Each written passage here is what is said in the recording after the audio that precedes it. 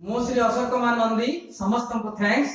Online माध्यम रे पाठ पढ़ा पाई विभिन्न विषय रे वीडियो प्रस्तुत करी पिला मानको व्हाट्सएप ग्रुप रे किपरि पठा जाई परिबो ताहा मु ए विषय रे चॉकलेट आप रे ट्रेनिंग नहीं बहुत किछि सिखि पारिली जहा कि अन्य शिक्षक मानको पाई महत्वपूर्ण समस्त शिखिबा दरकार। वर्तमान मु मोर प्रथम वीडियो टी प्रस्तुत करबा के जाउछि।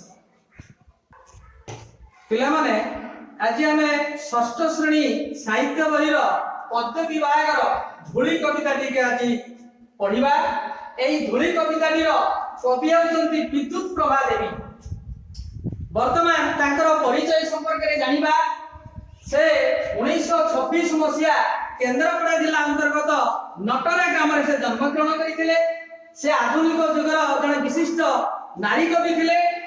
तांकर रचित उत्कल सारस्वत, स्वप्नदीप, मरीचिका, झरा शिमुली जहाकू जिए बंदरिका प्रभृति प्रधान। वर्तमान मु एई कविता टी मु पढुची तमे माने समस्त देख। आकाश तले धूली कणा मु विश्वे अति सान, जीवने मोर नाही तो केबे कासाथे अभिमान। जंतु जीव सपुरी पाद पीड़ई नीति मते, निर्विकारे तथापि मुहि पड़िछि धरा पथे। जगते मोर कि जाए आसे दुखे अबा सुखे, एतिकी जाने विश्व जीव मिसई मोर बुके। वाक्यहीन निस्व मुहि भरसाहीन चिर, सकल चाप नेबारे सही दक्ष ए मो शिर। सृष्टि दिनु देखुछि बसी सकल अभिजान, आकाश तले धूली कणा मु विश्वे अति सान। तेणु एहिपरि भाव घर पाखे 2-4 थर पढ़िबा अभ्यास करियो। एबे मु एही कविताटी को निज स्वरचित भाव मु गाइबी। तमे माने मो सहित गाइया पई चेष्टा करियो। आकाश तले धूली कणा मु विश्वे अति सान, जीवने मोर नाही तो केबे कासाथे अभिमान। जंतु जीव सबुरी पाद पीड़ई नीति मोते, निर्विकारे तथापि मुहि पड़िछि धरा पथे।